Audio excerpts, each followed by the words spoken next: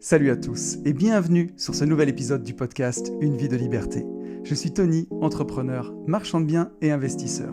Auparavant, chef d'entreprise, prisonnier d'une belle rat race, ce métro boulot dodo infernal, j'ai fait un burn-out en 2012 qui a tout remis en question. Je voulais changer de vie pour tout simplement vivre, avoir du temps pour profiter de ma famille et de mes proches, voyager et faire au quotidien une activité riche de sens. Grâce à mes investissements, j'ai réussi à atteindre l'indépendance financière en 2018 et depuis 2019, je partage ma passion de la liberté tous les 15 jours sur ce podcast et dans tous mes contenus. On y parle beaucoup d'argent et d'investissement, mais aussi de développement personnel, parfois avec une pointe de philo, de dépassement de soi et surtout de liberté. Parce que même si l'argent est indispensable pour être libre dans ses poches, je suis convaincu que la liberté ne vaut rien si l'on n'apprend pas à être libre dans sa tête. Et si d'aventure vous désirez aller plus loin avec moi, je vous propose des livres, des coachings ainsi que des programmes de formation en ligne pour vous permettre d'accélérer votre route vers la liberté.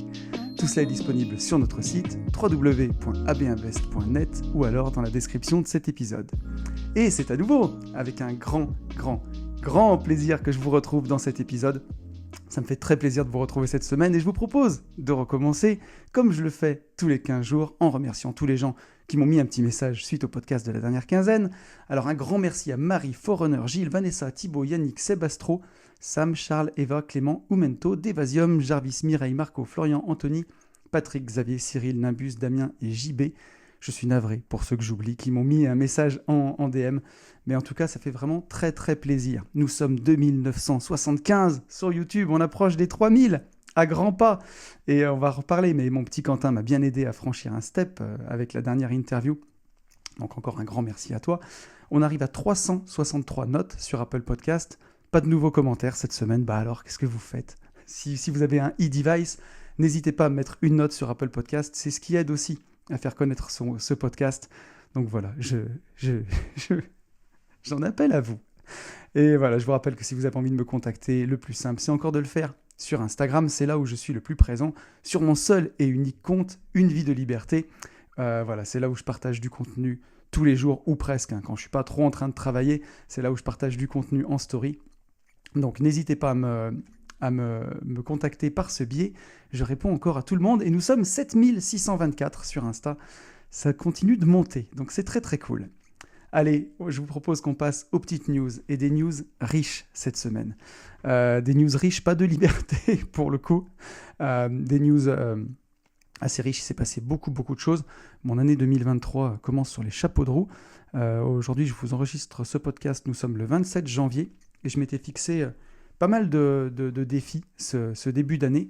Mais on va avoir le temps d'en parler. On a commencé surtout par une mauvaise nouvelle pour ceux qui sont des fidèles du podcast et aussi ceux qui me suivent sur le podcast privé des Gentlemen Investisseurs. J'en ai déjà parlé avec Benjamin, mon associé, dans AB Investissement, notre société de marchand de biens. On essaye de faire construire nos bureaux. Je dis bien on essaye parce qu'on vient d'avoir notre permis refusé.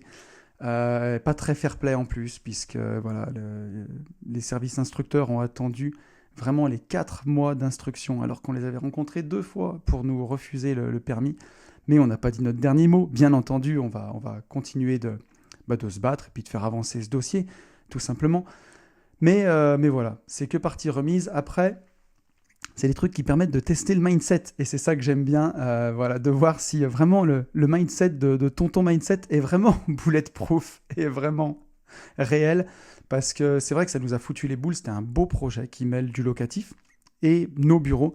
Et des bureaux un peu différents, voilà, où vraiment on va mettre notre touche, où je pourrais garer ma voiture dedans. Enfin, j'en dis pas plus, il y en a beaucoup qui le savent, ceux qui sont sur les podcasts privés. J'en ai un peu parlé. Je voulais pas trop en parler justement parce que c'est des choses qui mettent du temps à venir et on s'attendait pas à avoir cette embûche-là. Donc on est en train de s'offrir plein de nouvelles perceptions, voilà, comme en PNL. Qu'est-ce qu'on peut faire d'ici là, puisque je doute pas qu'on arrive à faire fonctionner ce projet, on y arrivera.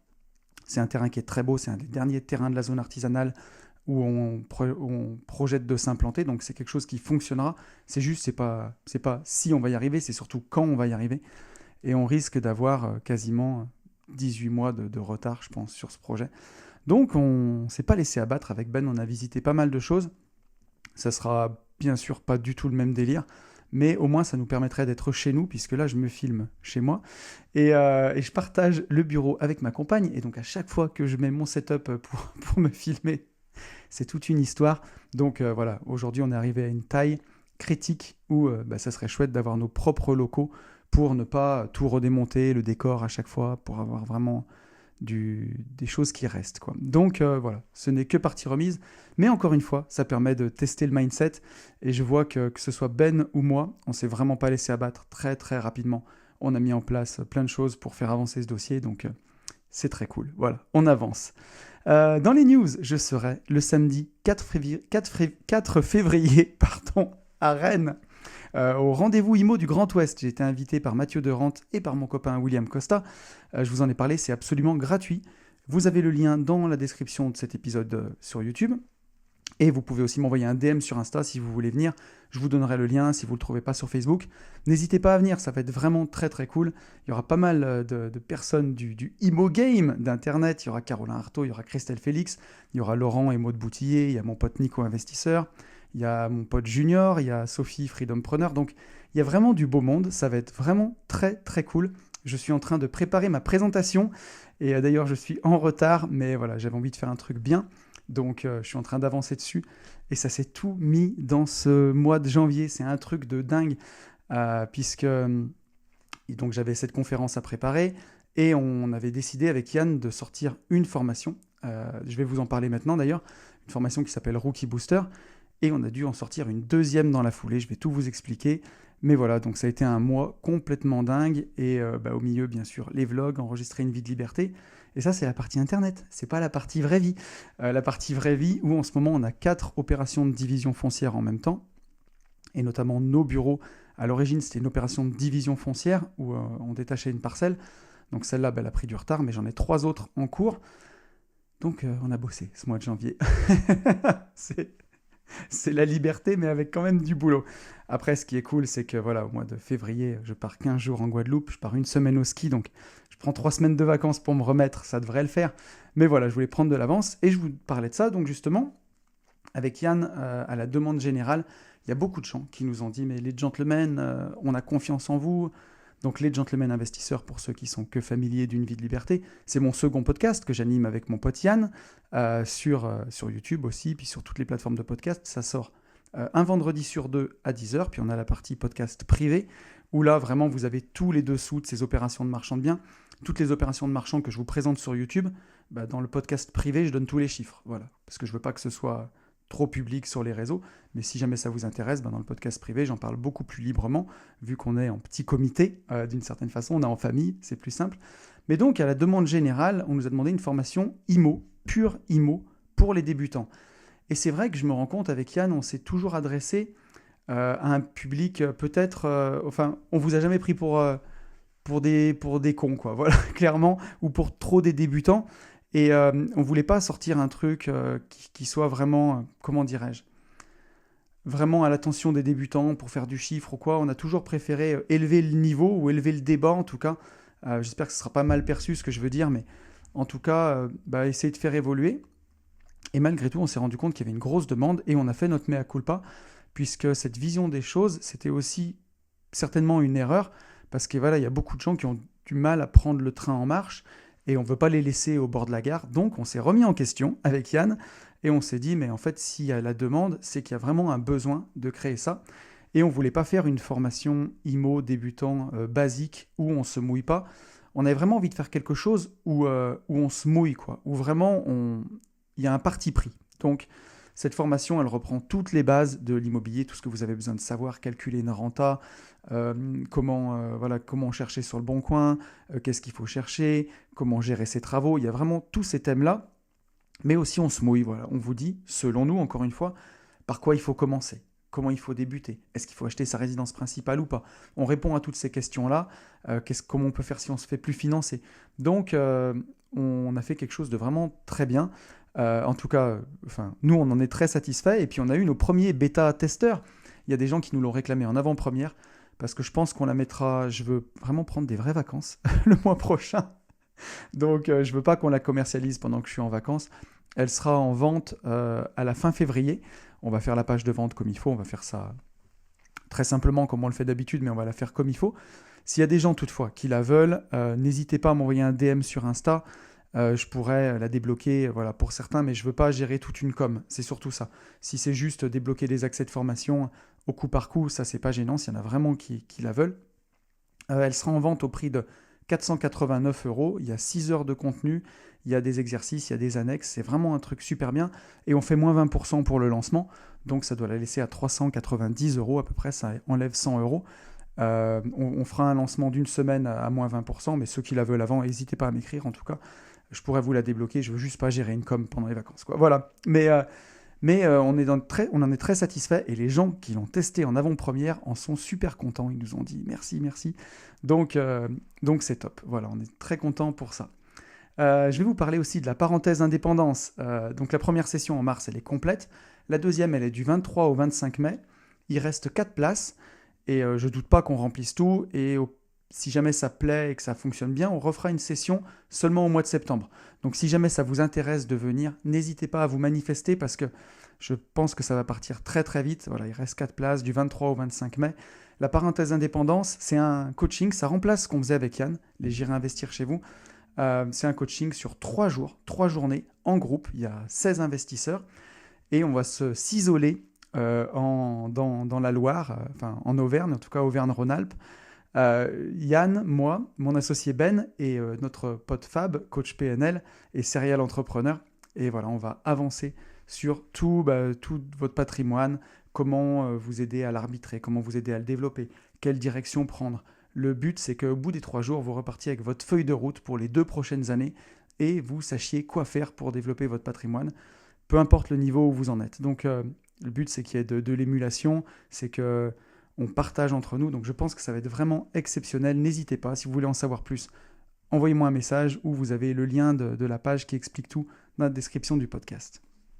Et pour clôturer ce mois de janvier complètement fou, avec Yann, on travaille, vous le savez, assidûment sur le retour des formations Global Invest et Division Foncière Expert au CPF. Et c'est compliqué. Et c'est très compliqué, mais on a peut-être trouvé une solution avec notre ami Seb qui s'occupe de ça, qui a une société de formation. Il fallait qu'on crée une formation, et cette formation, du coup, on l'a créée. Ça fait plusieurs mois qu'on travaille dessus. Elle s'appelle d'ailleurs, c'est pas elle va s'appeler, elle existe aujourd'hui. Convaincre et communiquer dans son activité d'indépendant. C'est une formation qui sera exclusivement disponible au CPF et qui peut-être peut nous permettre de proposer d'autres formations. Il y a beaucoup de peut-être autour de tout ça. En tout cas, cette formation-là, elle existe et elle sera commercialisée au CPF puisqu'elle rentre dans le cadre du CPF. Et ensuite, j'espère que ce sera la porte ouverte pour avancer sur le reste. C'est très compliqué aujourd'hui, c'est très réglementé et c'est pas plus mal vu le nombre d'escrocs et de charlatans qu'il y a eu. Mais voilà, donc on s'en est sorti, on a réussi à tout faire. Pour l'instant, le retour au CPF, c'est en bonne voie. C'est compliqué, mais c'est en bonne voie. Mais en tout cas, voilà, on était très contents d'arriver à faire ça sur ce mois-ci. Et c'est chouette aussi de bosser quand les choses nous plaisent. Moi, j'ai pas eu l'impression de travailler ce mois-ci. J'ai eu l'impression de faire ce qui me plaisait, mais j'ai eu l'impression aussi de manquer de temps. Et heureusement que j'ai Ben, mon associé, sur toute la partie immobilier physique, parce qu'il a vraiment beaucoup assuré. Mais en tout cas, on a planté des graines. Ça sera peut-être un peu plus cool les mois qui arrivent, mais voilà, plein de belles choses qui arrivent cette année. Voilà pour les news. Je vous propose qu'on revienne sur le podcast de la dernière quinzaine. Et le podcast de la dernière quinzaine, c'était l'interview de Quentin. Quentin qui a la chaîne YouTube, le Journal de l'Espace. Et voilà, c'est un podcast qui vous a vraiment, vraiment beaucoup, beaucoup plu. Et moi, c'est une interview que j'ai adoré faire avec Quentin. C'était vraiment génial. Donc encore une fois, un immense merci à toi, Quentin. Je sais que tu m'écoutes, je sais que tu es un auditeur du podcast. Encore bravo pour ton parcours admirable qui démontre une nouvelle fois que tout ce que je partage dans ce podcast a vraiment du sens et que c'est possible, que croire en ses rêves, avancer vers ceci, faire preuve d'abnégation, parce que faut pas lâcher, et de régularité, et atteindre ses rêves. Et en tout cas, une nouvelle fois, Quentin, ça fait vraiment plaisir parce que tu prouves que c'est possible et en montrant que tu pars de zéro et que tu y arrives, ça casse aussi cette barrière. Moi, je le vois par exemple pour les gens qui me découvrent aujourd'hui, même si j'ai que 3000 abonnés sur YouTube, il y a des gens qui ont l'impression que je suis assis, que je suis là depuis longtemps, que c'est inaccessible. Impression qu'ont pas les gens qui me suivent depuis que j'ai 40 abonnés sur YouTube. Et ça, c'est important. Et et en ayant retracé tout ton parcours depuis le début, bah, ça montre vraiment que voilà, tu es parti de zéro, quoi. Tu es parti de zéro, il n'y a personne qui t'a aidé non plus, tendu la main et tu y es arrivé. Donc voilà, c'est vraiment beau, ça fait du bien, ça montre aux gens que c'est possible, ça rend humain. Et voilà. Donc je voulais aussi dire un gros message de bienvenue à tous les nouveaux qui viennent de la chaîne de Quentin, puisque j'ai gagné 200 abonnés ce mois-ci, et il y en a une grosse partie qui viennent, j'en suis sûr, de la chaîne de Quentin. Donc voilà, les abonnés du Journal de l'Espace, bienvenue sur la chaîne. Et je vous propose qu'on lise quelques messages du podcast avec Quentin. Un message de Marie. Marie qui nous dit « Waouh, quel podcast! Vous respirez le bien-être et la bienveillance. Merci pour cette merveilleuse parenthèse qui nous montre une nouvelle fois qu'une autre vie est possible, loin des cases dans lesquelles la société s'obstine à nous faire entrer. Merci infiniment à tous les deux. » Bah effectivement, alors je ne sais pas si Marie, si la société s'obstine à nous faire rentrer dans les cases, ou si c'est nous qui sommes trop bien dressés au bout d'un moment et qui ne voyons plus qu'un autre chemin est possible. Mais en tout cas, bah c'est des partages comme celui de Quentin, j'en suis convaincu, qui, petit à petit, viennent grignoter toutes ces barrières mentales qu'on a dans la tête, viennent les briser petit à petit pour vraiment nous montrer que c'est possible. Et bah, des contenus comme celui que je viens de faire avec Quentin, je suis aujourd'hui très fier de pouvoir les faire, de pouvoir les partager, parce que j'en ai consommé des tonnes et des tonnes quand voilà, j'étais dans mon ancienne vie.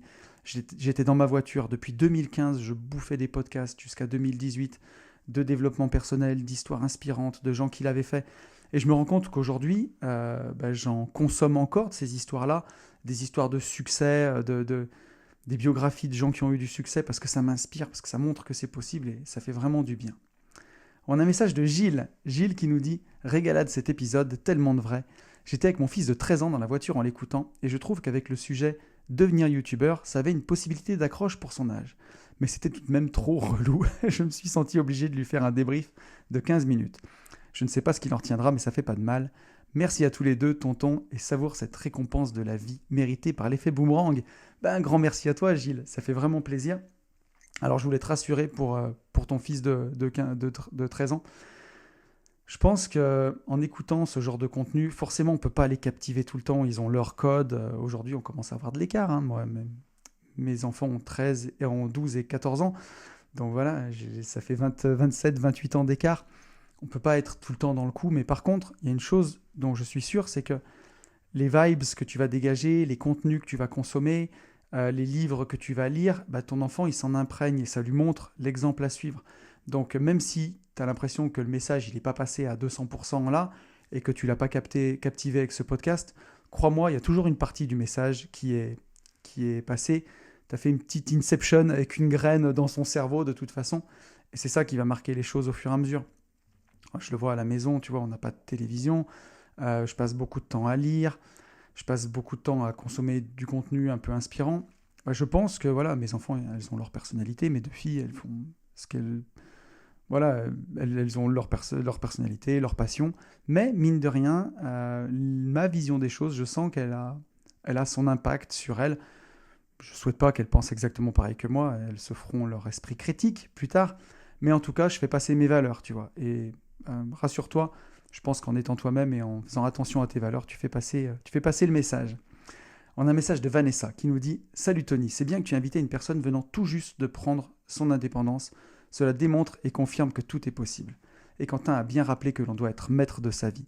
Si on ne se plaît pas dans son salariat, il faut savoir prendre sa vie en main, doubler ses heures au début, mais après ce n'est que du bonheur et Quentin l'a très bien démontré. » Ah, et après il y a de la pommade. Tony, tu ne peux qu'être fier de toi car Quentin a osé le dire, mais je pense que tu as été le mentor de beaucoup de personnes, ne change rien. Ton message, ça me touche beaucoup Vanessa parce que voilà, aujourd'hui, je le disais tout à l'heure, on peut se dire « Ah, tonton, il a fait plein de podcasts, il est sur YouTube, il a 3000 abonnés. »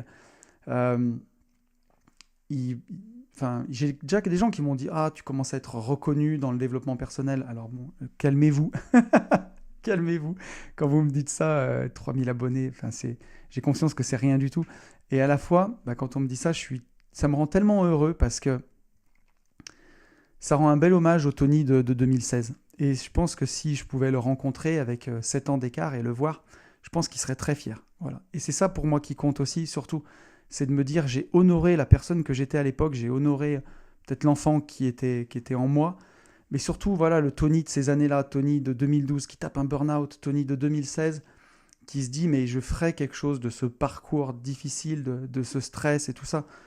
Encore une fois, je mets des guillemets, voilà, chacun ressent son parcours différemment. Il y a des gens qui souffrent, ça n'a rien à voir par rapport à ce que j'ai eu. Moi, bon, j'ai eu des petits ennuis de santé, des hernies cervicales, des choses, un burn-out, enfin deux burn-out, des choses qui m'ont vraiment couché. Après, il y a des gens qui traversent ça sur une jambe, il y en a d'autres qui s'en remettent pas. Il y en a d'autres voilà, qui arrivent à s'en sortir.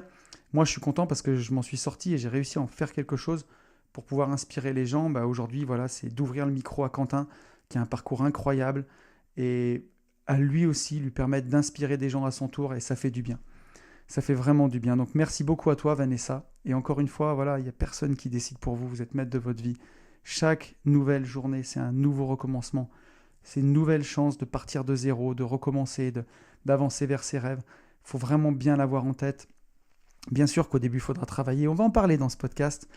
Ça tombera pas du ciel. Même moi qui véhicule des valeurs de liberté, eh ben, je l'ai aujourd'hui cette liberté parce que ce mois a été fou. J'ai beaucoup travaillé. Mais à côté de ça, j'ai emmené mes enfants à l'école. Hier, j'ai participé à une soirée autour de voitures de sport. C'était absolument incroyable d'être invité dans ce genre d'événement. Bah voilà, je vis vraiment la vie que je voulais vivre. J'en ai conscience. Voilà, tous les jours, quand je viens de poser mes enfants à l'école, je rentre chez moi, je pars au CrossFit, je me dis, mais c'est merveilleux, quoi. Je me dis, j'ai une chance incroyable. Et en même temps, je suis allé la chercher. Mais voilà, il a fallu bosser. Et encore aujourd'hui, il faut aussi bosser de façon intelligente, de façon maligne, mais pour continuer à prendre soin de cette belle indépendance. On a un message de Sam qui me dit « Ah mon Tony, grâce à ce magnifique podcast, Quentin a réveillé un désir qui s'était un peu enfoui après mon adolescence, l'astronomie. Bien que je regarde régulièrement des documentaires sur le sujet, l'idée d'approfondir mes connaissances sur le sujet me titille régulièrement. Je me souviens qu'il y a quelques années, je m'étais promis d'acheter un télescope le jour de ma retraite. Mais bon, vu l'âge de départ pour avoir nos fameux 50% de reversion de salaire, ce serait couillon d'attendre la cataracte et la sciatique pour profiter de ce hobby, non? Du coup, voici un nouveau carburant à mon projet de liberté et d'indépendance, me visualiser au milieu d'une douce nuit d'été, équipé d'une lunette astronomique pour observer les beautés de notre univers, accompagné d'une bonne binouse, évidemment. Et ça me distille, enfin, je ne sais pas si on dit distille, mais non, on dit brasse. Brasse de la bière, et d'ailleurs il m'avait offert sa bière qui était excellente, merci mon petit Sam. Donc voilà, ça c'était surtout pour toi, mon Quentin. T'as réveillé des passions en tout cas, et ça fait vraiment plaisir. Et encore une fois, Sam, ton message, je voulais le lire aussi pour ça, c'est inspirant. N'attendez pas la retraite. On va en parler encore dans cet épisode de podcast. N'attendez pas la retraite, ça passe trop vite. Le bonheur, il est maintenant. Le bonheur est maintenant. On va en parler. On a un message de Charles. Charles qui me dit « Super personne, super podcast. » Et oui, super personne ce Quentin. Je connaissais sa chaîne, mais j'étais loin d'imaginer qu'il n'était pas un spécialiste du spatial à la base. Encore une preuve que tout est possible. Et ça, je voulais lire ton message, mon Charles, parce que ça aussi, c'est très inspirant. Et on en a parlé dans la dernière formation qu'on vient de faire, Convaincre et communiquer dans son activité d'indépendant, avec Yann, la formation pour le CPF. Il n'y a pas besoin d'être un expert pour se lancer à parler de sa passion. En fait, si déjà ça vous passionne et que vous avez passé du temps dessus, dites-vous que 95% des gens sont des débutants, donc vous en savez plus que 95% des gens. Et peut-être les quelques experts qui pourraient tomber sur la chaîne de Quentin, les experts du spatial, je ne sais pas si Elon Musk écoute sa chaîne, la traduit en anglais et l'écoute, peut-être qu'il trouvera à redire. Mais en même temps, est-ce que Elon Musk va monter une chaîne YouTube pour parler du spatial, alors que c'est peut-être une des personnes les plus compétentes au monde pour le faire? Mais non, il n'a pas le temps. Donc dites-vous que si vous qui êtes passionné, vous complexez et vous ne le faites pas, dites-vous que les grands experts de votre thématique ne le feront pas non plus parce qu'ils n'en ont pas l'envie et pas le temps. Donc qui va le faire si vous ne prenez pas cette place? C'est pour ça que si vous avez une passion, si vous avez envie d'en parler, n'hésitez pas à le faire. Quand on a fait les gentlemen avec Yann, on n'est pas les meilleurs investisseurs du monde. Quand je vois que... je regardais une vidéo de Yann Darwin l'autre jour qui achète une villa à Dubaï à 4 ou 5 millions d'euros. C'est pas le même game, mais c'est pas grave. Voilà, je veux dire... si je me dis, faut que j'attende d'avoir une maison à 4 millions d'euros pour parler de ma passion, je vais jamais m'en sortir. Donc voilà, si vous avez une passion, parlez-en en tout cas. Et puis vous grandissez aussi en même temps que votre audience. Moi, je le vois, si vous écoutez les premiers podcasts d'une vie de liberté, les conseils que je donne dedans, ils sont valables. Mais il y a aussi une partie des conseils, je suis en train de les appliquer dedans. Il y a une partie de théorie dedans. Et aujourd'hui, j'ai l'impression vraiment d'incarner mon discours, parce que je suis vraiment libre, je ressens vraiment cette liberté. Alors bien sûr, liberté dans le cadre, hein, si je saute par la fenêtre, je vais pas m'envoler, je vais tomber par terre, mais vous avez compris l'idée. Mais voilà, aujourd'hui, j'ai vraiment l'impression d'incarner cette liberté, et je l'incarne sûrement moins que je l'incarnerai dans 3 ans. Et quand je vois le rythme auquel on avance avec Ben, des fois je me dis, mais dans 3, 4, 5 ans, où est-ce qu'on sera? J'en suis émerveillé. Et, euh, et en même temps, ben, c'est génial, donc voilà, n'hésitez pas à vous lancer. Je suis content que tu soulignes ça, Charles, parce que la passion et l'intérêt, c'est tout ce qui compte. Et si vous n'êtes pas un expert au départ, mais que vous êtes passionné, vous le deviendrez au fil du temps, vous deviendrez une référence. Donc n'hésitez pas. Et on a un dernier message de Mireille, qui nous dit « Coucou Tony, merci pour ce bel échange qui nous permet de découvrir Quentin. Bravo à lui aussi. J'ai d'ailleurs beaucoup aimé le passage où il dit vouloir aider maintenant sa femme à atteindre ce que lui a réussi à faire. Quel beau témoignage. Belle journée à toi. » Merci beaucoup Mireille pour ton message et merci de nous partager ça parce que je trouve que c'est très puissant ce que tu partages. Parce qu'aujourd'hui, j'aime pas dire dans notre société, mais dans l'époque qu'on traverse, dans l'époque actuelle, on a l'impression qu'on oppose beaucoup les hommes et les femmes. J'ai jamais fait de sujet sur ce thème parce que c'est trop glissant aujourd'hui. Mais qu'on oppose beaucoup les hommes et les femmes alors qu'il n'y a pas plus complémentaire qu'un homme et une femme. Pour faire des bébés, en tout cas naturellement, il faut un homme et une femme. Dans la vie, même pour tout, pour élever un enfant, il a besoin en tout cas d'un repère maternel ou paternel. Alors bien entendu, aujourd'hui, il y a des enfants qui peuvent être élevés par des couples d'hommes ou de femmes, mais à chaque fois, si c'est un couple de femmes, il y a toujours un référent masculin dans l'entourage. L'enfant va se construire aussi, si c'est un petit garçon, avec un référent masculin. Et inversement, si c'est dans un couple d'hommes qu'on élève un enfant, il va prendre une figure féminine pour aussi se construire. Donc, bien sûr qu'on a besoin de tout le monde, mais encore une fois, ce que je veux dire par là, c'est que les hommes et les femmes sont complémentaires et on les a beaucoup opposés, que ce soit dans l'égalité salariale. Alors bien sûr qu'il faut qu'elle y soit, c'est une logique, mais il y a eu beaucoup de combats, ce que je veux dire derrière tout ça. Alors que moi, la vision que j'ai d'un couple, et qu'il soit homme-femme ou en tout cas, peu importe, ou 2 hommes, 2 femmes, mais c'est qu'il y a une complémentarité, quoi. On n'est pas là pour se faire la bagarre, on est là pour s'aider mutuellement, on est là pour se soutenir. Et parfois, dans un couple, c'est ça, quoi. Parfois, il y en a un qui est au top, qui est en train de cartonner, et l'autre qui galère. Celui qui est au top, il doit s'arrêter et aider son conjoint, que ce soit aider dans les tâches matérielles, la gestion de la maison, la gestion des enfants, la gestion des courses, ou tout ça, pour que l'autre puisse s'épanouir. Et ça, qu'on soit homme ou femme, je veux dire. Si je sais pas, vous êtes un homme, vous réussissez bien, puis vous êtes sur une partie de votre vie où tout roule, votre conjoint est en train de repasser un diplôme, vous devez être là pour elle, quoi. Ça me paraît logique. Et quand vous êtes une femme, si vous êtes assise dans votre boulot, que ça fonctionne bien, et que votre homme est en train de créer sa boîte, ou de se mettre à son compte, ou je sais pas, de créer quelque chose, vous devez assurer le temps qu'il passe beaucoup de temps sur son activité. Pour moi, c'est ça un couple. Sinon, si c'est juste pour se dire, quand quelqu'un veut se lancer, quand un des 2 du couple veut se lancer, non, parce que tu te passes avant moi, c'est pas normal, et que l'autre dise la même chose, et qu'il y ait une frustration, et qu'au final, personne ne fasse rien, mais on n'en sort pas grandi de ce genre de couple, quoi. Pour moi, c'est zéro, quoi.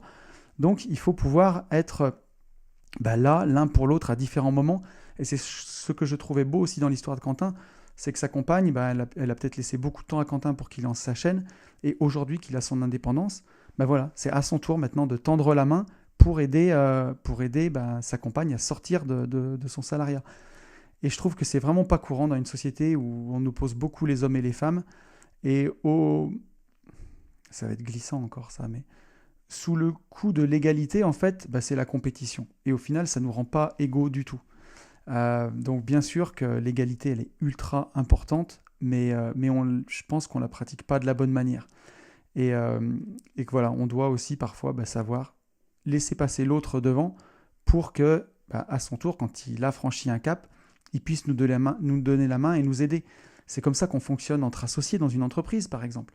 Pour moi, c'est aussi comme ça qu'on doit fonctionner dans un couple, où parfois, c'est pas se sacrifier, mais à condition que ce soit réciproque, bien entendu. Hein. Si vous sacrifiez toute votre vie pour votre conjoint, c'est pas de l'amour, ça non plus. Mais vous avez compris ma pensée. J'ai trouvé que c'était beau chez Quentin, et je trouve que c'est beau, Mireille, que tu le soulignes. Voilà, allez, je vous propose qu'on passe au podcast de la semaine.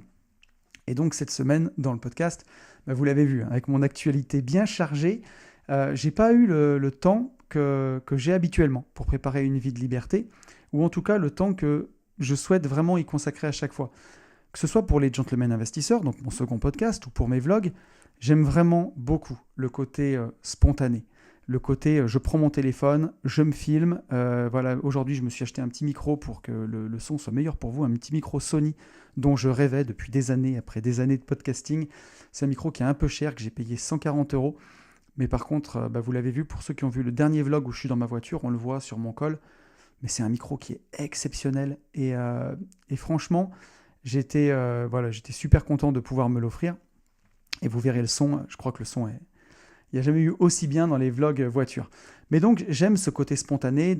J'ai toujours une petite pochette où donc à côté de mon téléphone où j'ai mes micros, j'ai tout pour me filmer à n'importe quel moment. Mais j'aime ça, ce côté spontané. D'ailleurs, j'en ai besoin parce que si je préparais à ce point tous mes contenus, comme je prépare une vie de liberté, je ne pourrais pas m'en sortir. Je n'aurais pas de vie. Mais une vie de liberté, c'est vraiment mon bébé et j'ai envie que tous les épisodes soient bien. Voilà, j'aime pas en foirer un.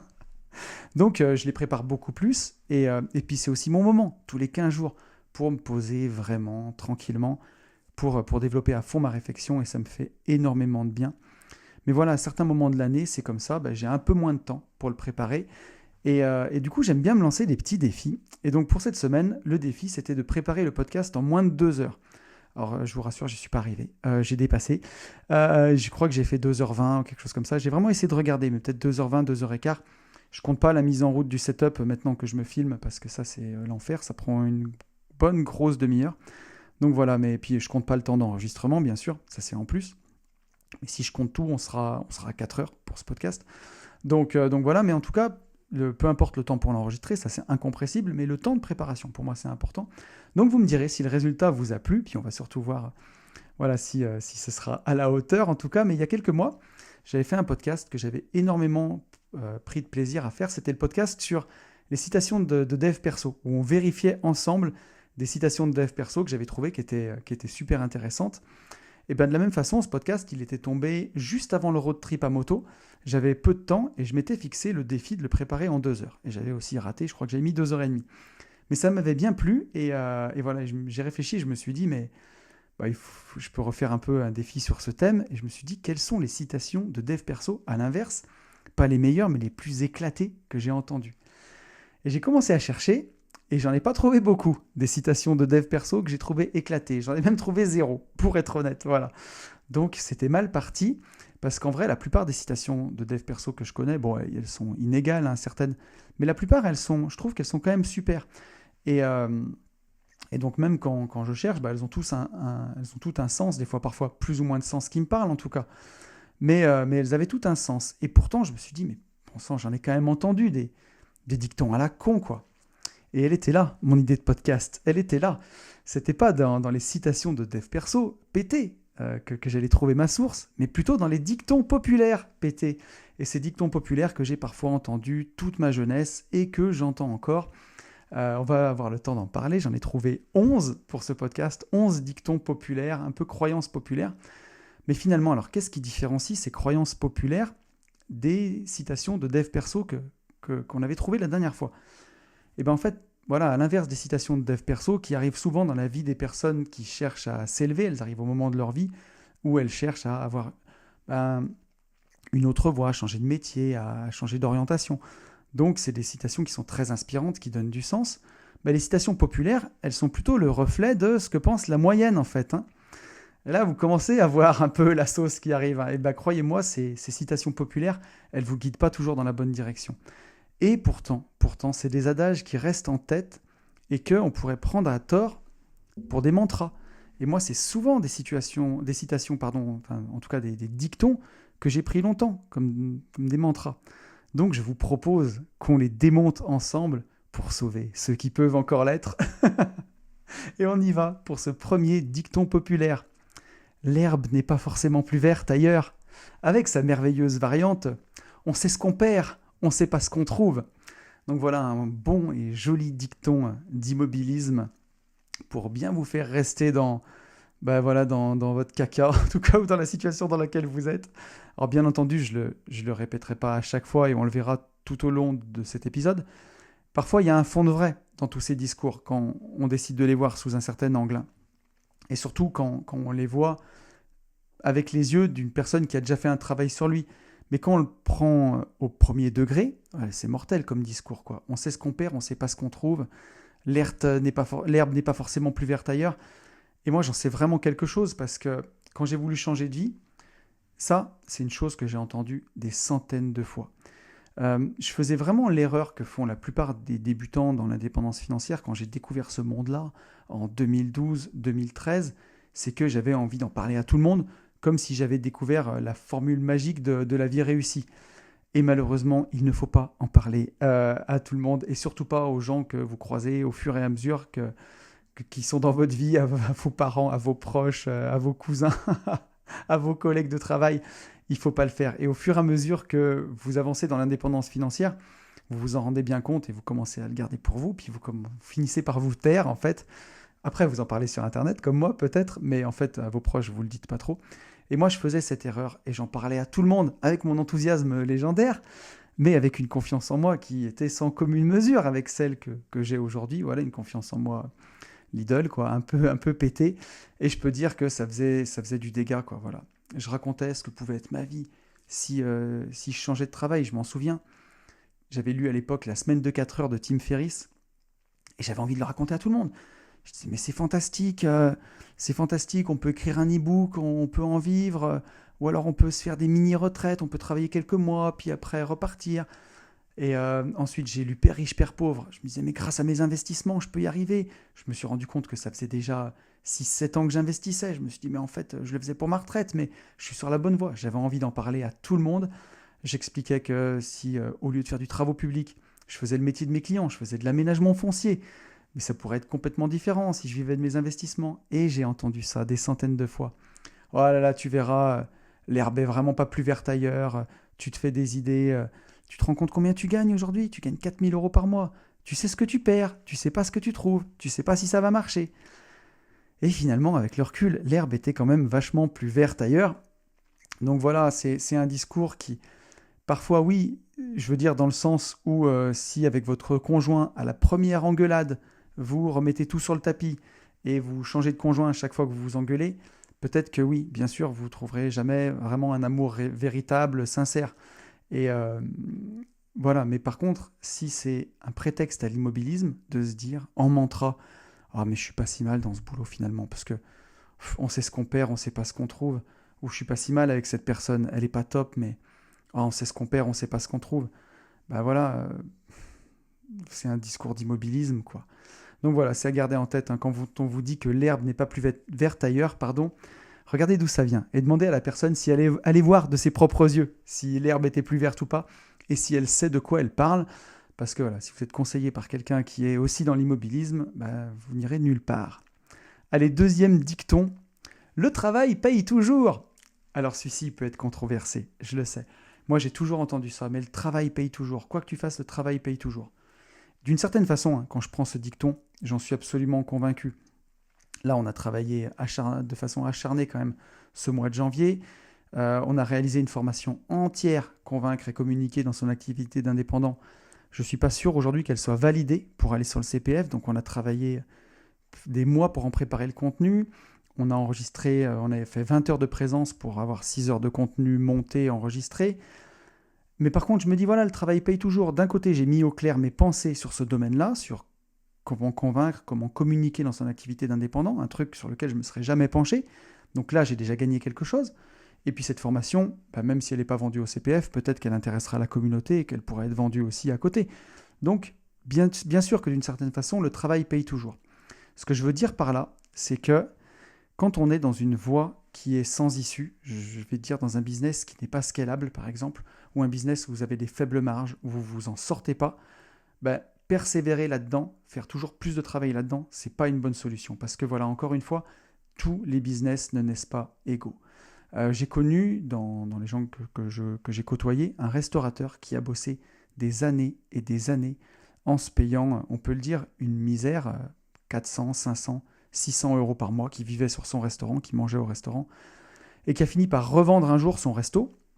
Alors oui, elle a réussi quand même à le revendre quelque chose, mais si on fait les calculs à la fin, qu'on divise par le nombre d'années où elle a eu le resto et qu'on le ramène au taux horaire, ben c'est pas bon du tout, quoi. Alors on peut se dire qu'un jour ça finira par payer, que voilà, que comme pour moi par exemple, où j'ai été entrepreneur de TP, où c'était pas le business le plus scalable du monde, mais voilà, même si j'ai fait des heures et des heures et que ça en était fou, j'ai réussi à transformer toute cette expérience en un nouveau métier d'aménageur foncier, de liberté par la suite, j'ai même pu agrémenter ma formation division foncière expert avec voilà, tout un discours sur les travaux qui fait qu'aujourd'hui, à mon avis, en France, il n'y a aucune autre formation qui est aussi calée sur les travaux parce qu'il n'y a personne d'autre qui parle de ce sujet. Je crois que c'est la seule formation sur l'aménagement foncier. Et si quelqu'un en faisait une autre, il n'aurait peut-être pas 15 ans d'expérience dans les travaux publics pour apporter cette expertise sur les travaux. Donc, j'ai réussi à transformer tout ça. Donc, en soi, moi, dans mon expérience TP, le travail a toujours payé. Et par contre, ce que je veux dire, c'est que voilà, je veux attirer l'attention quand on entend ce discours, le travail paye toujours. Ça peut donner l'envie de persévérer dans des voies sans issue. Et c'est surtout ça où il faut faire attention, c'est de se dire que voilà, encore une fois, tous les business ne naissent pas égaux. Et que oui, le travail paye toujours, mais je rajouterais à condition d'être malin. Voilà.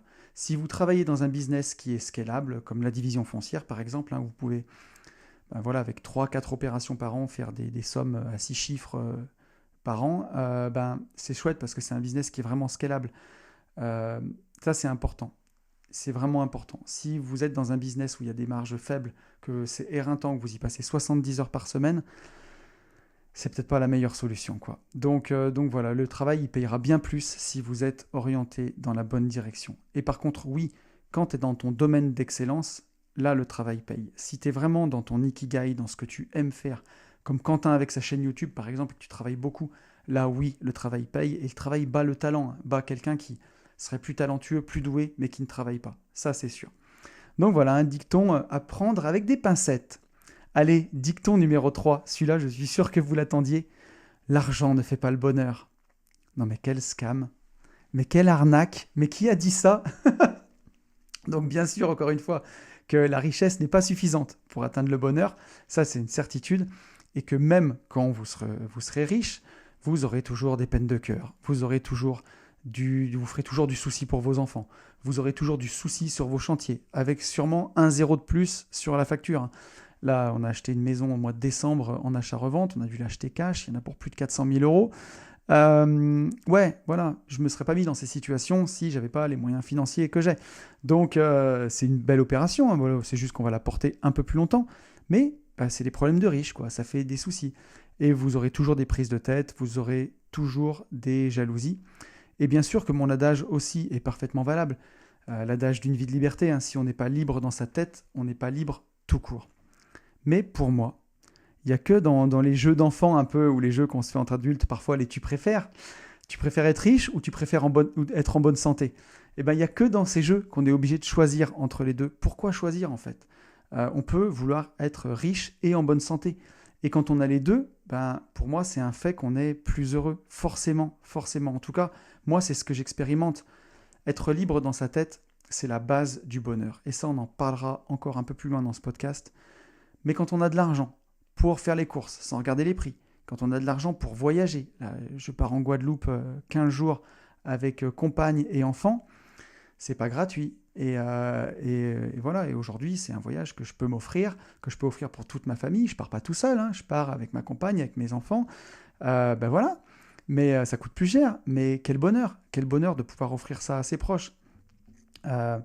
Quand on a de l'argent pour s'offrir sa maison de rêve, une voiture de rêve pour les garçons ou pour les filles aussi qui rêvent des voitures, la vie, elle en est que plus belle. Forcément, encore une fois, ça vous rend... Bien sûr que si vous n'êtes pas heureux à la base, et on en parlera, la base, c'est déjà d'être heureux. Et votre bonheur, il ne doit pas dépendre de tout ça, de toute façon. Mais quand vous êtes déjà heureux dans votre tête, ça vous rend que plus heureux. C'est cool. C'est pas parce qu'on est sans le sou, inversement, qu'on est forcément libre dans sa tête. Hein. Quand on est débarrassé des possessions matérielles, allez demander aux gilets jaunes si c'est cool d'être débarrassé des possessions matérielles. Allez leur demander comment ils le vivent. Ils ne seraient pas sur les ronds-points si c'était cool d'être pauvre. Et si l'argent ne faisait pas un peu le bonheur. Donc, et d'ailleurs, des choses comme le minimalisme, par exemple, ou le frugalisme, c'est souvent des choix de gens qui ont de l'argent. Hein. Moi, je suis minimaliste, j'ai un micro Shure qui a un certain prix, j'ai un seul téléphone qui fait caméra. Enfin bon, c'est un iPhone 13, quoi. J'ai pas de caméra à côté, hein. Enfin, si, j'ai ma GoPro, mais c'est pour filmer en extérieur, c'est un peu différent. Mais en tout cas, le minimalisme, le frugalisme, c'est souvent des choix de gens qui ont déjà de l'argent, qui ont le choix de le faire. Dans un dernier vlog, j'en ai parlé de mon concept de millionnaire frugal. Vous irez le voir si jamais ça vous intéresse. Le dernier vlog de la chaîne YouTube où je suis en voiture, qui s'appelle Suis-je un imposteur? Donc vous irez voir ça. Mais voilà, en tout cas, je crois que parfois ce qui me rend le plus heureux, c'est dans des petits moments, ou en tout cas là où je m'en rends le plus compte, parce que c'est des choses qu'avant j'aurais jamais fait, c'est d'être capable, par exemple, quand je suis en train d'attendre mon train à la gare, d'aller à la brioche dorée et de manger à la brioche dorée, où ça coûte 12 balles. Et voilà, 12 € la brioche dorée, qu'est-ce qu'il y a? Il n'y a pas de problème. Je sors ma carte bleue, je paye 12 €. Ça, c'est un truc, dans les années 2010, jamais de la vie je l'aurais fait. Jamais. Tout était pour mon indépendance financière. 12 balles à la brioche dorée, c'était de la science-fiction. Je préférais crever de soif, crever de faim jusqu'à ce que j'arrive chez moi que de mettre 12 balles dans un sandwich et une boisson. Et aujourd'hui, pour moi, c'est des plaisirs simples de la vie de me dire 12 € à la brioche dorée, je peux me l'offrir. Et si mes enfants veulent quelque chose et que ça coûte 30 balles, je peux leur offrir. Donc, et ça, c'est des petites choses du quotidien que voilà, quand on gagne 1 500 € par mois, 1 200 € par mois, 1 300, c'est super difficile, quoi. Si vos gosses veulent tous manger à la brioche dorée quand vous attendez le train, que ça vous coûte 40 balles, quand vous en gagnez 1 300, ça fait un trou dans le budget, quoi. Donc, pour moi, c'est ces plaisirs simples de la vie qu'on peut s'offrir quand on n'a plus à compter l'argent. Pour toutes ces petites choses. C'est pas de s'acheter une Porsche ou tout ça, ou une maxi maison. Moi, encore une fois, j'ai une maison qui est pas très grande, qui fait 100 mètres carrés. Alors, ça peut être grand pour certains. Moi, j'habite à la campagne, hein, où les maisons sont en général un peu plus grandes. Mais j'ai un beau terrain, j'ai une vue que je vois par ici, là, sur ma fenêtre, qui est magnifique sur les montagnes. Et c'est ça qui compte pour moi. Mais donc voilà, en tout cas, pour l'argent ne fait pas le bonheur. Alors justement, hein, ce dicton, il est souvent modéré par mais il y contribue. Donc voilà, avoir de l'argent ne vous rendra pas heureux si vous n'êtes pas heureux à la base, mais être pauvre ne vous rendra pas heureux non plus si vous n'êtes pas heureux à la base. Par contre, si vous êtes heureux, vous décidez que le bonheur est maintenant, on va en parler un peu plus tard dans le podcast, mais si vous décidez, comme moi j'ai décidé à une époque où ma vie était vraiment pas rose, mais que le bonheur était maintenant, avoir de l'argent, ça vous rendra encore plus heureux, bien sûr, parce que vous pourrez faire encore plus de choses. Donc, comme le disait Médine, l'argent ne fait pas le bonheur, quelle phrase d'enfant gâté. Je suis d'accord avec ça, je suis complètement d'accord avec ça. On continue. Dicton numéro 4, le 3 fait le mois. Alors ça, je ne sais pas si vous le connaissez celui-là, c'est un vrai dicton de campagnard, ça, le 3 fait le mois. Ça veut dire que si au 3 du mois, il a plu, ça veut dire qu'il va pleuvoir tout le mois. Si au 3 du mois, vous n'avez pas gagné d'argent, vous n'avez pas avancé dans vos projets, ça veut dire que tout le mois sera à l'identique. Le 3 du mois, votre vie est pourrie, elle sera pourrie tout le mois. Quel beau dicton. Ça veut dire qu'on a passé le 3 sur 30 jours, on a passé 10% du mois. Ça veut dire que les 90% qui restent seront à l'image des 10 premiers pourcents. Et ça, je l'ai tellement entendu vers chez moi, ce genre de dicton. C'est surtout dans les travaux publics. Nous, on disait, si à 11h du matin, la journée n'est pas lancée et tu n'as pas avancé le rendement de la journée, ça veut dire que la journée est foutue, tu peux rentrer chez toi. Et pourtant, à 11h du matin, il nous restait encore 4 heures à bosser dans la journée. 4, 5 heures. Comment on peut dire, en ayant bossé 3 heures, que les 5 qui vont suivre seront pourris? C'est n'importe quoi. C'est un manque de respect pour le temps qui est si précieux. Chaque journée, chaque minute, c'est une occasion de tout recommencer. Chaque journée, même si tout le monde a pensé toute votre vie que vous étiez quelqu'un de paresseux, que vous étiez quelqu'un de pas fiable, ou que vous avez une confiance en vous qui est déplorable, mais chaque journée qui arrive, elle n'est pas obligée d'être à l'image du reste. Et si vous avez passé une journée qui n'a pas été productive, vous pouvez décider de sortir dehors, souffler un grand coup, et de rendre la journée productive à partir de maintenant. Donc ça peut arriver qu'il y ait des journées gâchées, mais en tout cas, le 3 fait le mois. Non, quand on a passé 10% du mois, on ne peut pas considérer que les 90% qui suivent seront à l'image des 10% qu'on a passés. Surtout si c'est négatif, en tout cas. Si c'est positif, si ça vous plaît de le croire, croyez-le. Mais ce dicton était souvent dit pour des choses négatives. Donc, voilà, encore une fois, je ne suis pas d'accord avec ce dicton. Le 3 fait le mois, je ne suis pas d'accord s'il a plu pendant les 3 premiers jours du mois. Vous pouvez décider que pour vous, il fera beau, en tout cas, les 27 jours qui restent. Dicton numéro 5. Celui-là, je l'aime bien. Pierre qui roule n'amasse pas mousse. Ça, vous l'avez sûrement entendu. Moi, c'est quelque chose qu'on m'a dit carrément. Et j'ai dû aller voir dans le dictionnaire à l'époque ce que ça voulait dire, parce que je n'en avais aucune idée. Et donc, pierre qui roule n'amasse pas mousse, ça signifie qu'on ne s'enrichit pas en changeant trop souvent d'état, de métier, de lieu. Ben, vous le voyez bien, une pierre, c'est lisse, elle ne va pas amasser de la mousse en roulant. Au contraire d'une boule de neige, qui en roulant va amasser plein de neige. Une belle métaphore qu'on aime bien et que Warren Buffett nous a léguée. Et donc, par extension, cette vieille expression française, voilà, elle traduit qu'une vie insouciante, une vie instable, ne permet pas la construction d'un patrimoine consistant. Et moi, je l'entendais souvent, cette expression, pour des jeunes qui se cherchaient un peu au début de leur vie d'adulte. Et je l'ai surtout entendu pour moi, je vous le disais tout à l'heure, quand je suis parti vivre en Écosse 1 an. Il faut savoir que dans mes études, je suis parti vivre 4 mois en Angleterre. L'année d'après, je suis parti vivre 4 mois en Écosse. Pas en Écosse, pardon, en Australie. Et l'année qui a suivi, je suis parti vivre 1 an en Écosse.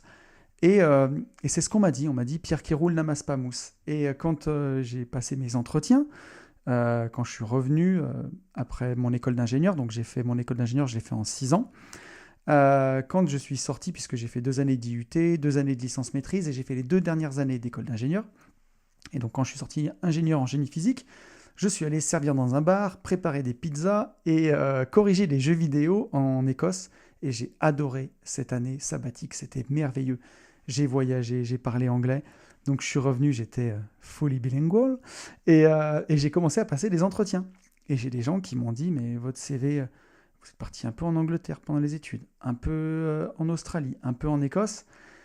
Bon, ok, vous parlez anglais, mais vous avez gâché votre diplôme en fait, en ayant passé 1 an à l'étranger. Vous rappelez encore de ce que vous avez fait?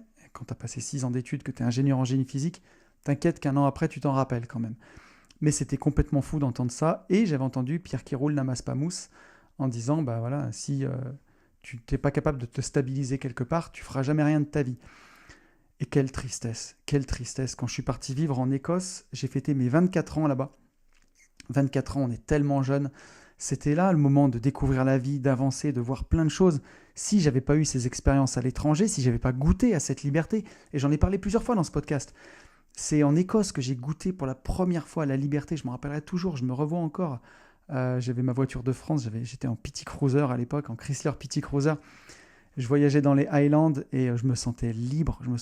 J'avais un boulot juste alimentaire qui me rapportait à l'époque l'équivalent de 1 400 € par mois. Et je me sentais heureux, je me sentais libre. Et c'est à ça que je me suis raccroché parfois quand je voulais quitter la rat race après. À ces moments-là, à ces moments où je m'étais senti libre.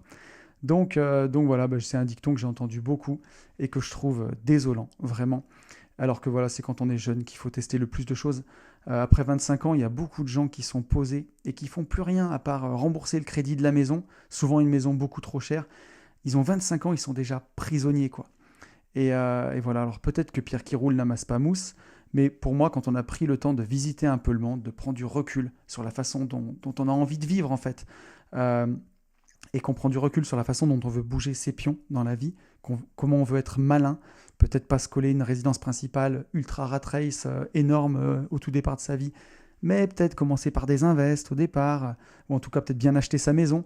Ben voilà, la pierre qui roule se transforme en boule de neige, et boule de neige qui roule, ben elle est la masse de la neige, vous avez compris. Allez, on part sur la 6e expression, celle-là je l'aime bien. Ce qui ne te tue pas te rend plus fort. Alors, oui, en théorie, je suis un petit peu d'accord avec ça, mais j'ai longtemps hésité avant de la mettre. Donc pour certains, oui. Pour une personne comme moi, par exemple, ça ne m'a pas tué de faire 2 burn-out, ça ne m'a pas tué d'avoir des hernies cervicales, même si j'ai cru que voilà, plus rien ne serait jamais comme avant, et que franchement, chaque fois que je m'entraîne au CrossFit, j'ai beaucoup de gratitude de pouvoir le faire de nouveau, parce qu'à un moment, on m'a dit que je ne pourrais plus jamais faire de musculation de ma vie. Donc j'ai beaucoup de gratitude. Je m'en suis sorti. Mais pour d'autres, quand on est vraiment en mode no pain, no gain, en mode warrior, bah parfois on n'en revient jamais, quoi. On n'en revient jamais, et on en revient ou jamais comme avant. Moi, je vois des personnes qui ont traversé des burn-out, elles n'en reviennent pas plus fort. Elles en reviennent juste cassées, à jamais. Donc bah voilà, ce qui ne te tue pas, Booba disait, ce qui ne te tue pas te rend plus fort ou handicapé. Bah ouais, vous avez compris. Vous avez compris. Et il y a des gens d'ailleurs qui deviennent handicapés suite à un accident de la vie et qui en reviennent encore plus fort mentalement. Mais il ne faut pas trop tirer sur la corde. Voilà, c'est ce que je veux dire par là. Bien sûr que moi, je suis le parfait exemple de ce qui ne te tue pas te rend plus fort. Mais il y a franchement des moments où je suis passé à 2 doigts de la correctionnelle. Quand j'avais mes hernies cervicales, que je continuais d'aller au boulot, que je prenais 4 cachets de Valium par jour pour me détendre les cervicales et 4 cachets de cortisone. Il faut savoir que le Valium, c'est aussi un antidépresseur. Moi, je le prenais pour l'aspect détente des muscles, mais je déprimais quand même à côté. Donc l'effet antidépresseur était là. Et il peut se créer une accoutumance. J'en ai pris pendant 1 mois et demi à raison de 4 cachets. Et j'avoue que quand je l'ai arrêté, ça a été compliqué. Et je me dis, si je l'avais pris 1 mois de plus à cause des hernies, qu'est-ce qui se serait passé? Est-ce que ça m'aurait rendu plus fort? Ou est-ce que ça m'aurait rendu peut-être accro ou complètement dépressif? Et est-ce que je serais devenu la personne que je suis devenu? Donc encore une fois, oui, ce qui ne te tue pas te rend plus fort, mais attention de ne pas trop tirer dessus. Imaginez un ressort. Quand on le comprime, oui, il se déforme, mais il revient plus fort à chaque fois. Mais si on tire dessus, tout simplement on le casse et il ne sera jamais plus comme avant. Donc ouais, ce qui ne te tue pas te rend plus fort, ok, dans une certaine mesure quand même. Hein. On va pas trop loin. Dicton numéro 7. Oh, il faut laisser du temps au temps. Alors pareil, ça je l'ai entendu des années. Il faut laisser du temps au temps. Mais non, en fait, non. Quand vous êtes sur un mauvais filon d'or, hein, si vous êtes chercheur d'or mais que vous êtes sur un mauvais filon, vous pouvez creuser des années. Ah, il faut laisser du temps au temps, il faut persévérer. Si vous êtes sur un mauvais filon, vous allez passer votre vie à creuser pour rien. Et donc le temps, il est précieux. C'est vraiment notre actif le plus précieux. Il n'y a pas plus précieux que le temps. Moi, je vois les années qui passent, je vois les années qui avancent à chaque fois. Et je me dis, mais là, j'ai 41 ans déjà, je suis dans l'année de mes 42. Et moi, j'ai toujours eu ça. Comme je suis né le 30 décembre, dès que j'ai 41, je passe le 31. Et au premier, je suis déjà dans l'année de mes 42. Et il y a beaucoup d'applis qui me le rappellent, notamment celles qui mettent que l'année de naissance et qui ne mettent pas la date. Voilà, moi, pour certaines applis, quand je me connecte, dès le 1er janvier, j'ai déjà 42 ans. Donc, ça m'a toujours mis ce rappel que le temps passait vite, quoi. Et parfois, laisser du temps au temps, ça revient à s'obstiner dans une mauvaise direction. Et c'est là où je veux parler du bonheur. Le bonheur n'attend pas. Le bonheur n'attend pas. J'en parle souvent et j'ai un auditeur, j'ai Sam, qui me l'a rappelé dans un joli message qu'il m'a mis sur Facebook, sur YouTube. À l'époque où on était dans notre rat race avec Benjamin, avec mon associé, on travaillait déjà ensemble dans la société de travaux publics. Et les midis, on allait manger dans un restaurant qui était juste à côté de notre bureau. Et on rêvait, on passait notre temps à rêver de notre vie future, de la vie qu'on aurait. Et on stressait énormément. Et aujourd'hui, Ben a énormément changé, mais à l'époque, c'était moins facile pour lui de voir les cadeaux cachés. Et moi, j'avais déjà fait cette démarche-là. J'étais déjà dans le développement personnel, j'ai beaucoup avancé. Aujourd'hui, on est au même niveau, tous les deux. Ben a tellement changé là-dessus, mais je lui disais, il faut que le bonheur est maintenant, mec. Il me disait, mais non, c'est pas possible, regarde, c'est la merde. Ça sera tellement mieux quand on aura lâché notre taf. Alors effectivement, c'était bien mieux parce qu'on avait stoppé la contrainte, l'énorme contrainte qu'on avait. Mais vraiment, si on n'est pas heureux à l'instant T, on ne le sera jamais. Si on ne sait pas apprécier le bonheur, avoir de la gratitude pour ce qu'on a, on ne l'aura jamais. Et moi, à l'époque, c'était la merde. On faisait des journées des semaines de 70 heures. Les chantiers, il n'y avait rien qui se passait comme il faut. Les clients étaient ultra exigeants, les marges étaient faibles, on courait de partout. C'était vraiment pas facile, c'était éreintant. Et je me disais, mais voilà, j'ai de la gratitude. J'ai une magnifique maison dans laquelle je vis. Elle me rend heureux. J'ai une belle maison dans le sud. Ça me rend heureux. J'ai une voiture, à l'époque, j'avais la Citroën, la DS5. Je l'aimais bien, cette voiture, malgré tout. Et même si, à la fin, je l'ai chargé du carrelage jusqu'à 300 kilos, je l'ai fait frotter par terre, mais je l'aimais bien. Je me disais, j'ai une jolie voiture dans laquelle je me sens bien. Je me disais, j'ai des enfants magnifiques, voilà, qui me rendent heureux. Même si je suis séparé, je les ai déjà une semaine sur 2. C'est déjà bien. Je pourrais les avoir un week-end sur 2. Je les ai une semaine sur 2. Et je me disais, tout ça, ça me rend heureux et je me focalisais sur ce qui allait bien. Et c'est peut-être pour ça aujourd'hui que j'arrive à être aussi heureux, même quand c'est un peu la merde, même quand c'est difficile, que je suis toujours assez enthousiaste parce que je sais ce que c'est quand c'est merdique et j'ai fait cet effort-là d'être heureux quand ça n'allait pas. Et donc, se dire, laisse du temps au temps, ça va passer, il faut que tu sois patient, tu verras un jour, tu seras plus heureux. Non, il faut faire l'effort d'être heureux maintenant. Le bonheur n'attend pas. Si vous ne savez pas l'apprécier quand c'est dur, vous ne saurez pas l'apprécier quand tout va bien. Et je sais de quoi je parle. C'est vraiment... Ça sort pas d'un livre de développement personnel, ça sort de ma life. Il y a un seul moment où il faut laisser du temps au temps, c'est quand vous avez investi en ETF ou en crypto, vous avez acheté votre ETF, vous avez acheté votre crypto au moment du mois où vous le faites, là, vous pouvez laisser du temps au temps. Et c'est seulement dans ce cas-là. Dicton numéro 8, la santé ne s'achète pas. Quel scam, ça aussi. Je suis navré. Alors, c'était sûrement un dicton qui était valable il y a plus de 20 ans en France. Aujourd'hui, il n'est plus valable. La santé ne s'achète pas, c'est pas vrai. Je le vois, l'hôpital de ma ville est sous tutelle. On n'y est malheureusement pas très bien soigné. Et c'est pas la faute du personnel soignant qui fait de son mieux. Parce que pour y aller plusieurs fois, c'est des gens qui sont exceptionnels, qui donnent. C'est juste qu'ils n'ont plus les moyens de le faire.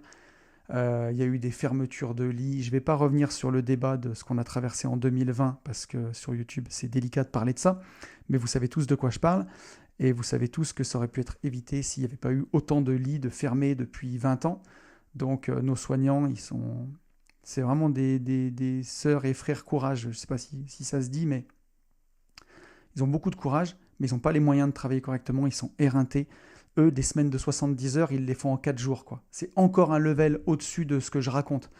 Donc voilà, et malheureusement, si vous tombez et que vous vous faites opérer du genou par une personne qui a dormi 5 heures sur les 3 derniers jours, elle n'est peut-être pas la plus alerte pour le faire. En tout cas, voilà. Donc c'était vrai en France il y a 20 ans. Aujourd'hui, c'est vraiment, vraiment très inégal. Voilà. Et j'en parle parce que je me suis fait opérer du genou il y a maintenant 2018, si je ne dis pas de bêtises, 2017. Et j'avais une rupture du ménisque. Et je suis allé à l'hôpital public. Et à l'hôpital public, ils m'ont limite déconseillé de me faire opérer ici. Parce qu'ils m'ont dit, voilà, si on vous ouvre, on va vous enlever le ménisque, on a moins de temps, les opérations sont rapides. Je dis, mais je fais quoi? Et on m'a dit, allez à la clinique. Et j'ai un pote qui s'était fait opérer à la clinique, justement un pote qui fait du wakeboard, enfin un pote, à l'époque un client avec qui je m'entendais très bien, qui m'a dit, mais moi j'ai fait du wake et je me suis fait opérer à la clinique à Lyon par un chirurgien. Le chirurgien avait 2 ans de moins que moi, je crois, à l'époque j'avais 35 ans, il en avait 33. Il opérait l'équipe de France de ski. Et je me suis dit, mais il y a un gros dépassement d'honoraires. Et finalement, le dépassement d'honoraires était de 250 euros. Donc ça peut paraître beaucoup d'argent pour certaines personnes. Moi, pour ma santé, il n'y a pas besoin de réfléchir. Quand on peut mettre 1000 balles dans un téléphone, on peut mettre 250 balles dans son genou. Mais voilà, ça m'a coûté 250 euros. Peut-être que des gens ne pourraient pas se payer et seraient allés à l'hôpital public. Et voilà, à l'hôpital public, tu peux te faire opérer par quelqu'un qui va peut-être pas avoir le temps, qui va t'enlever tout le ménisque. Et ensuite, c'est os contre os et tu peux faire de l'arthrose plus tard. Moi, je suis allé à la clinique. Et là, on rentre dans un autre monde, quoi. Limite, le repas à la clinique, c'était des mignardises. J'ai été opéré par des gens qui étaient exceptionnels, extrêmement bienveillants. Ça a été extrêmement bien fait. Mon ménisque a été suturé. Et tout ça m'a coûté 250 euros. Donc, ma santé, je l'ai acheté pour le coup. J'ai acheté 250 balles. Donc, c'est pas vrai que la santé ne s'achète pas. Je vois dans quel sens comment dirais-je, ce dicton s'oriente, c'est de dire que si tu as mené une vie décousue, c'est pas ton argent qui va te sauver. Eh bien, quand même un peu. Voilà, quand même un peu. Aujourd'hui, moi, je m'entraîne 4 fois au CrossFit par semaine pour prendre soin de ma santé. D'ailleurs, mon défi Summer Body 2023 se passe bien puisque je suis à 3 kilos de mon objectif et il me reste 1 mois et demi avant le MMA.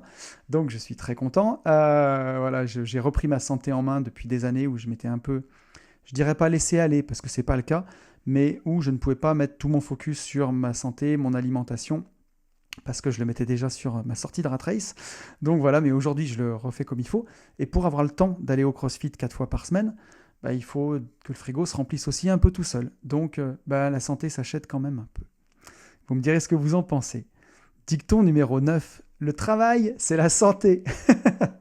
Bon, il est souvent suivi de ne rien faire, la conserver. Mais ne rien faire, c'est pas vrai non plus. Donc, en tout cas, pour revenir sur le travail, c'est la santé. Moi, là où j'ai du mal avec ce discours-là, c'est que ce qui est mis en avant, c'est toujours ce côté un peu no pain, no gain, comme on dit en muscu, quoi. Pas de souffrance, pas de gain. Et moi, ce côté no pain, no gain dans le travail, ouais, le travail, c'est la santé, je bosse et tout. Moi, mon fer de lance, passé un temps, c'était pas... je gagne entre 4 et 6 000 euros par mois quand j'étais dans mon ancien job. C'était... je travaille 70 heures par semaine. C'était une fierté, quoi. C'était une fierté de se taper des semaines de 70 heures. J'avais l'impression de sauver le monde à ma façon, quoi. alors qu'en fait, j'étais juste en train de me flinguer la santé, et j'ai fini avec des hernies cervicales, j'ai fini avec 2 burn-out. Et quand on dit le travail, c'est la santé, moi, j'ai un regard d'entrepreneur de travaux publics et j'ai vu certains de mes salariés, j'ai vu 3 de mes salariés notamment, et ça me touche parce que c'était des gens que j'appréciais beaucoup. J'en ai vu 2 qui sont morts à 1 mois de la retraite. Ils ont déclenché des cancers foudroyants, ils sont partis en moins de 3 mois. Et un autre qui est parti dans l'année qui a suivi sa retraite. Et à la fin, surtout, on aurait dit des actionman, quoi. Ils n'avaient pas d'articulation au coude, tellement ils avaient été cassés toute leur vie. Il y en a un qui est parti en retraite parce qu'il avait fait des études avant de venir dans les TP. Il est parti en retraite à 67 ans. 67 ans quand vous avez travaillé dans des tranchées. Et encore aujourd'hui, le boulot est différent. On a des pelleteuses, des engins de manutention, des crochets, des attaches rapides qui permettent de moins se crever. Mais à l'époque, c'était tout à la force des bras. Aujourd'hui, un sac de ciment, c'est limité à 25 kilos. À l'époque, moi, quand j'étais jeune, il y avait déjà des sacs de 35. Mais à l'époque où ils ont attaqué, c'était des sacs de 50 kilos. 50 kilos, il y en a qui ne les soulèvent pas avec des barres au CrossFit, des belles barres en inox magnifiques. Donc voilà, le travail, c'est la santé, ça dépend ce que vous faites. Franchement, oui, le travail est bon pour la santé mentale, bien sûr, que même en ayant atteint l'indépendance financière, on travaille beaucoup parce que c'est ce qui fait du bien, c'est ce qui donne du sens à la vie. Mais encore une fois, pas n'importe quel travail, un travail intellectuel, ou en tout cas un travail où vous prenez soin de vous. Mais si dans le travail, vous ne prenez pas soin de vous, si vous avez un travail manuel, vous ne vous économisez pas un peu, à la fin de la vie, le travail, c'est pas forcément la santé quand même. Donc, encore une fois, un dicton, j'ai hésité à le mettre, plus ou moins vrai, parce que bien sûr que je suis un partisan, j'ai des grosses valeurs de travail, mais le travail, c'est pas toujours la santé. C'est pas toujours la santé. Quand on s'oublie, c'est pas bien bon. Dicton numéro 10. Qui se ressemble s'assemble, et son pendant inverse, les opposés s'attirent. Et ça, c'est souvent ce qu'on se dit en couple. On s'est mis ensemble, non mais on s'entend bien, on est exactement pareil, tous les deux. Qui se ressemble s'assemble. Ou alors, on est complètement différents, mais vraiment, on n'a rien à voir, mais bon, les opposés s'attirent. Et donc, c'est un peu le dicton à la con, à géométrie variable, qui colle à tout le monde. Et en tout cas, moi, dans mon expérience, j'ai souvent entendu ça quand on se rassure, quand ça ne va pas, dans le couple. Il n'y a rien qui va, il n'y a plus rien qui va, mais on se dit, mais en fait, on est quand même pareil, et qui se ressemble s'assemble, il faut qu'on reste ensemble. Ou alors l'inverse, on s'entend plus du tout, ça va pas, mais justement, c'est bien, on veut pas être trop pareil, les engueulades, ça cimente le couple, et puis les opposés s'attirent.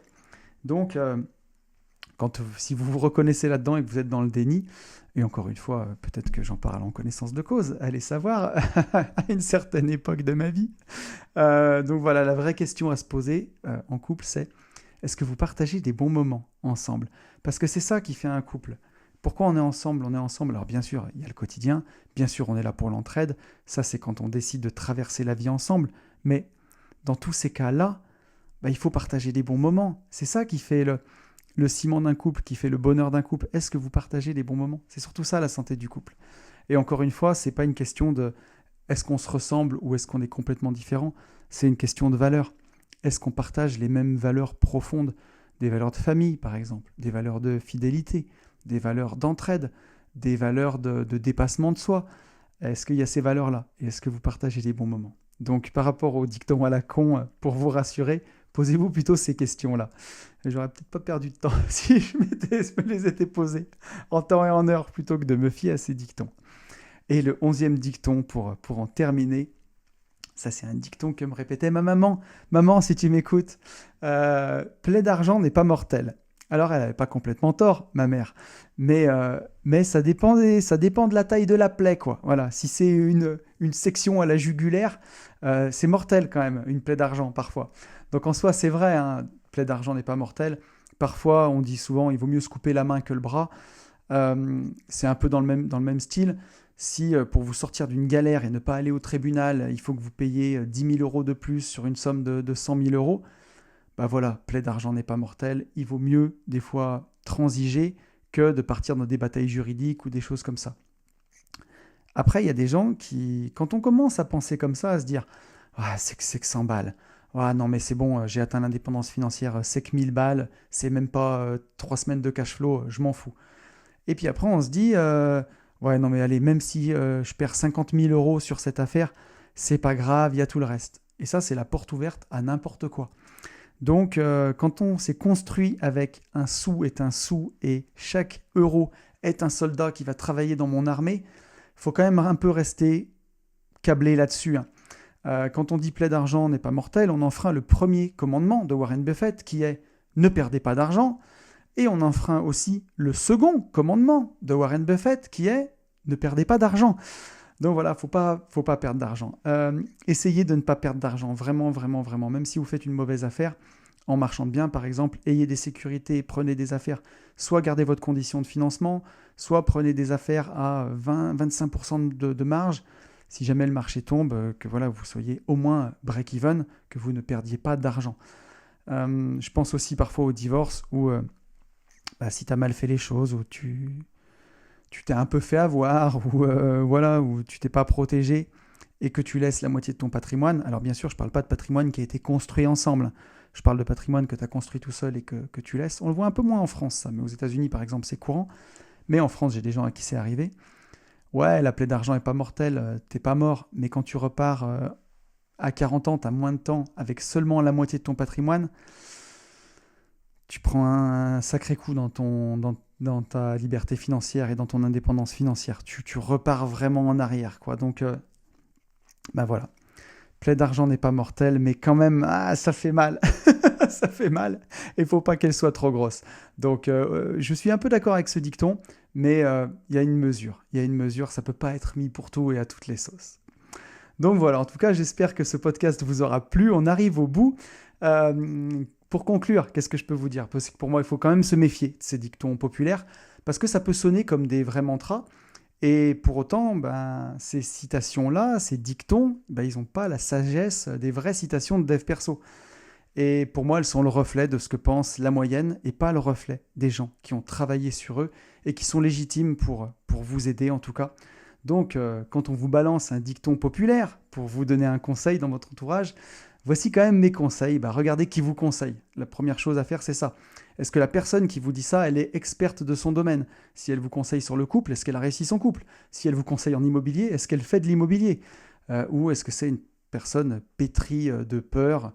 Là, récemment encore, on m'a fait passer un podcast d'une personne qui passe 1 heure à donner de conseils sur l'immobilier, passe 1 heure à donner des conseils, et à la fin, on comprend qu'elle n'investit pas elle-même. Donc, c'est n'importe quoi. Donc, voilà, oubliez les conseils de gens comme ça. La deuxième, c'est de rester fidèle en vous-même et surtout en ce à quoi vous croyez. Comme toujours, quand vous vous posez une question, la réponse, elle est en vous. Et au fond de vous, vous le savez, j'en suis sûr. Prenez du temps pour aller marcher dans les bois. Prenez du temps pour méditer un peu. Au lieu de réfléchir à la solution, faites taire un peu le bruit du monde pour laisser écouter le bruit de votre âme. Chantez Caris, c'est pas moi. Tout de suite, ça remet les choses dans le contexte. On se disait, c'est beau, tonton, c'est Caris. Donc voilà. Et en tout cas, pour la dernière chose, si vous avez besoin de conseils, allez les chercher au bon endroit et auprès de personnes de confiance qui ont fait vraiment leur preuve dans leur domaine, plutôt que d'aller les chercher auprès de gens qui ne sont pas compétents pour vous répondre. Donc voilà, j'espère que ce podcast un petit peu différent vous aura plu. Je vais vous quitter pour cette semaine, mais avant cela, comme d'habitude, je vous souhaite le meilleur et vous le savez, je vous souhaite par-dessus tout de vivre libre.